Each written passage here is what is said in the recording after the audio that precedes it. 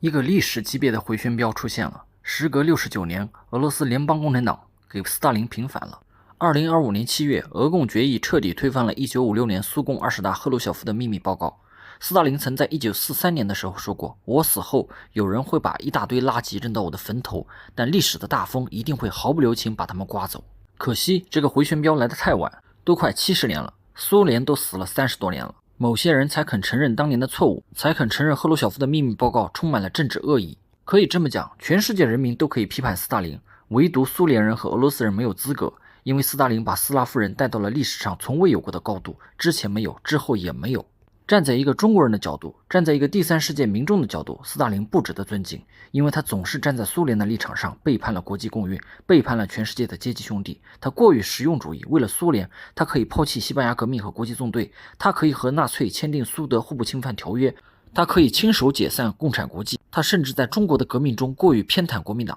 他的一切行为都是从苏联的国家利益出发的。但站在一个俄罗斯人、苏联人的角度，他是那个时代最好的革命领袖，无愧于钢铁之名。谁都会希望自己的民族、自己的国家有这样铁腕、理性、不为虚名所累、不在乎历史评价、坚定推行自己战略的人，有这样男儿到死心如铁的人，对国家和民族是一种幸运。当年甚至就连仇恨布尔什维克的沙俄贵族、白匪军官、右翼作家都对斯大林佩服得五体投地，他们只恨斯大林为什么是个共产党，为什么不是俄罗斯人的爸爸。是的，斯大林不配成为世界无产阶级的导师，不配成为国际公运的领袖，但他当斯拉夫人的领导者和守护者绰绰有余，没有比他更好的了。自从没有他，否定他之后，斯拉夫人的历史地位每况愈下，从当年抗击纳粹、守护半个世界的英雄，一步一步沦落到今天欧美电影中的大反派和假想敌。甚至以他们今天在俄乌冲突中的表现，他们连反派和假想敌都算不上了。今天的俄罗斯，无论左右，无论俄共还是黄俄，都在感慨，如果斯大林还在，我们会变成现在这个样子。关于斯大林生平的研究著作早已汗流冲动，不用赘述。长期以来，在中文互联网，斯大林不是个好词儿，甚至等同于骂人的话。一群人根据一些教条和理论，从头到脚分析斯大林这个人，最终得出结论：斯大林是个民族主义者，是个暴君、独裁者，他不是个真正的共产主义者。我也不知道他们是在讨论斯大林，还是在讨论其他什么人。关于斯大林，有的人肯定会继续唱那些陈词滥调，说什么斯大林背叛了列宁的国际主义，破坏了苏共的党内民主，说什么他才是苏联失败的根源。是啊，你们甚至可以说斯大林种下了苏联解体的种子，但如果没有斯大林，苏联在1941年就灭亡了。很多刻舟求剑的理论专家总是拿着《资本论》和《共产党宣言》来套革命史上每一位共产主义先驱，挑他们一生中的错误、毛病和瑕疵，然后说这个人不是马克思主义者，不是共产主义者。他们却没有想过，建立一个社会主义政权，建立一个社会主义国家，在当时是一条从未有人走过的道路。马克思的理论很伟大，但马克思平生并未领导过任何一场无产阶级革命，马克思也从未领导过任何一次社会主义建设。说白了，社会主义的理论先驱们，他们自己都没有见过真正的社会主义是什么样子。苏联作为新生的社会主义政权，能够在内外敌人的绞杀下活下来，就已经是一个奇迹了。能够在内外敌人的绞杀下建立一个超级强大的工业化社会主义大国，成为世界一级，更是奇迹中的奇迹。这正是列宁、斯大林的伟大之处，也是他们最不容易的地方，因为他们干的是前无古人的事业。你要说斯大林理论水平不高，我承认；你要说斯大林大清洗、排斥异己、手段残酷，我也承认；你要说斯大林搞个人崇拜、破坏党内民主，我也承认。你要说斯大林在国际事务上搞大国沙文主义，爹味儿极重，天天想着当全世界同志和战友的爸爸，我鼓掌叫好，称赞你说的对。但是你能否认他是个苏联的爱国者和共产主义者吗？是不是共产主义者是靠理论水平、个人私德、功过成败来确定的吗？你了解斯大林吗？你知道他原本可以作为神学院的优秀学生，当一个地位崇高、衣食无忧的神父吗？你知道他年纪轻轻就加入革命组织，冲锋陷阵，不惜冒着生命危险去抢银行，绑架贵族资本家，为列宁导师的事业提供经费吗？你知道从1902年4月至1913年3月间，斯大林因参加革命活动被捕7次，多次流放和监禁吗？你曾试过孤身一人面对西伯利亚荒原上无尽的冰雪？你曾感受过在妻子的坟前孤独悲凉、穷穷竭力？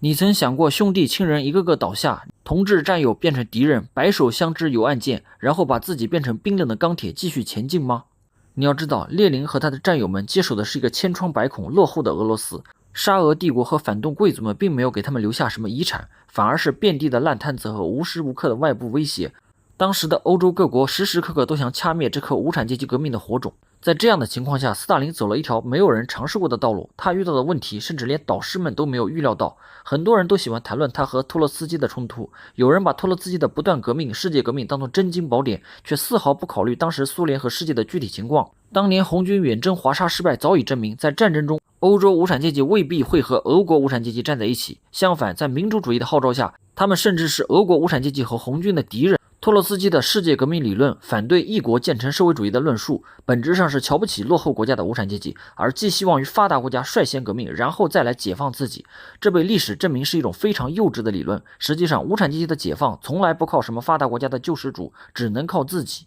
有些人总是把苏联这个死了30多年的死老虎拉出来打，翻来覆去给他找死亡的原因，含沙射影，阴阳怪气，把帽子扣给一个他们想象出来虚无缥缈的斯大林。你可以说苏联亡于赫鲁晓夫的否定历史，可以说苏联亡于勃列日涅夫的官僚主义，可以说苏联亡于美国戈尔巴乔夫和叶利钦里应外合的和平演变，唯独怪不到斯大林头上。斯大林时期反而是苏联经济发展最迅速、工业化最快的时代。在1913年，俄国工业占世界工业总产值的份额仅为 4%， 而到了1937年，这一数字已达到了 10%。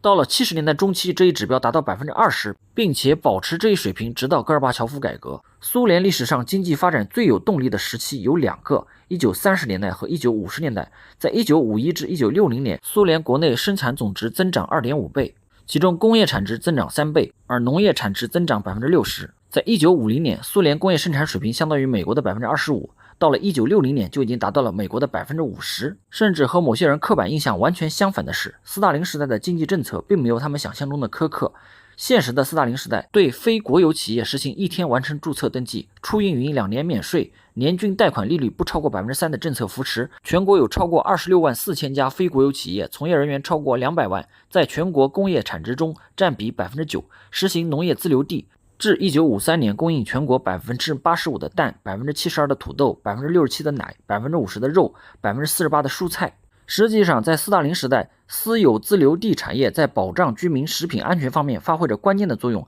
并保障了农民近 80% 的收益来源。斯大林并不反对非公有制经济。某些人骂斯大林时代，却从来不看史实和数据，完全就是在输出自己私有化的私货而已。斯大林最大的问题其实是软弱，不是我说的，是导师列宁说的。列宁生前对斯大林的评价就是过于软弱，别笑，真的是过于软弱。意思是斯大林在面对斗争的时候喜欢妥协和稀泥，做老好人，以至于不能在发现矛盾之初就果断将其扼杀，以至于越拖越严重，拖到不可收拾、危险万分的境地，实在没有办法了，只能大清洗。列宁也评价过斯大林作风粗暴。过于软弱和作风粗暴其实一点都不矛盾，正是一体两面。正因为前期过于软弱埋下了祸根，才会导致后面不可收拾的时候作风粗暴。前半生的斯大林确实过于温和，甚至是懦弱了。托洛斯基不顾苏联国内的困局，发了疯一样搞国际主义，斯大林长期容忍他。基诺维也夫搞武装暴动被开除党籍，还能被请回来继续当高官。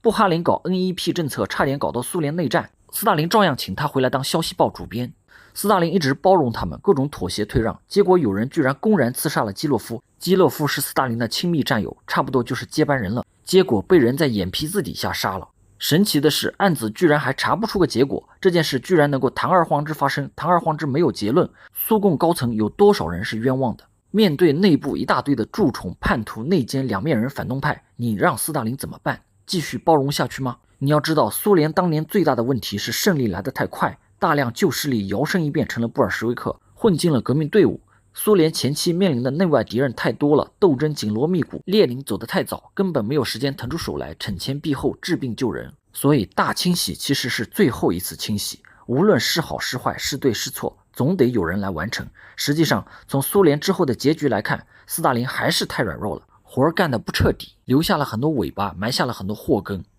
总结一下，斯大林犯了很多错，他发动了大清洗，他为了苏联自身的利益，曾经和德国签订过苏德互不侵犯条约，在和社会主义兄弟的交往中，他强势霸道，总想当别人的老子，造成了巨大的损失和裂痕。但是他即便满身缺点和伤痕，也不是一个有私心谋私利的人。你可以说他对不起大清洗中死去的那些同志，你可以说他对不起托洛斯基，你可以说他对不起妻子、儿子、女儿，甚至对不起自己，但你不能说他对不起苏联。他的大儿子雅科夫被他送上战场，被德军俘虏。希特勒用雅科夫交换战俘，换保罗斯元帅。斯大林说：“我绝不会用一个士兵去换元帅。”最后，雅科夫死在纳粹的战俘营。他的二儿子瓦西里也被他送上战场，侥幸活了下来，后来却被赫鲁晓夫折腾死了。他的养子阿尔乔姆也被他送上了战场，侥幸活了下来，却因为政审的原因，最后只是个少将。他的女儿10岁的时候就被他逼着读马克思，导致性格叛逆，反感父亲，反感这个国家，最后逃去了美国。他为了革命，为了共产主义的事业，差不多妻离子散，家破人亡，众叛亲离，活成了整个苏联最孤独的人。